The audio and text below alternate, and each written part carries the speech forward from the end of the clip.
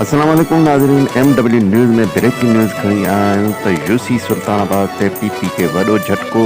आज़ाद उम्मीदवार राॼोणी इत्तेहाद उम्मीदवारनि जा हुकूमत खणी विया।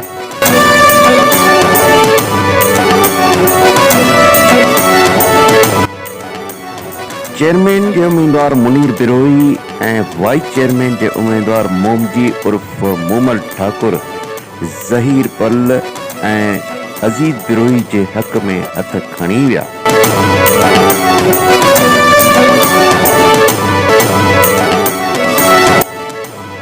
असां राॼोणी इत्तेहाद जे पैनल सां गॾु आहियूं ऐं गॾिजी इलेक्शन कंदासीं। हथ खणंदड़ चेयरमैन जे उम्मीदवार मुनीर बिरोही।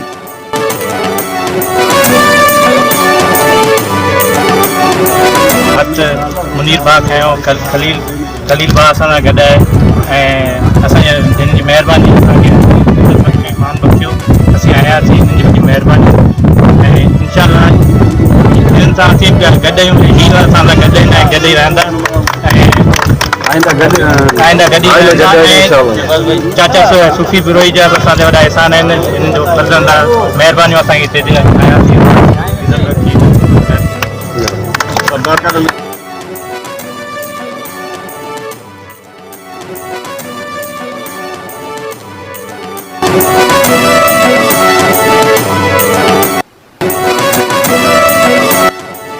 मुनीर बिरोही, खलील बिरोही ऐं मोमजी ठाकुर जो तोराईंदो आहियां जिन असांजे हक़ में हथ खयो ऐं इनशाअल्लाह असीं बि साणुसि गॾु खणी हलंदासीं ऐं कामयाबु थी करे यूसी सुल्तान आबाद जी आवाम गॾिजी ख़िदमत कंदासीं।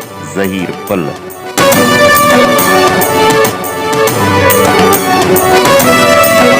एडवोकेट हबीबुल्ला पलना ऐं वाइबर बिरोही जो चवणु आहे त असांजी पोज़ीशन मज़बूत आहे, मुखालिफ़ वारा परेशान आहिनि। इनशाअल्लाह फतह असांजी थींदी।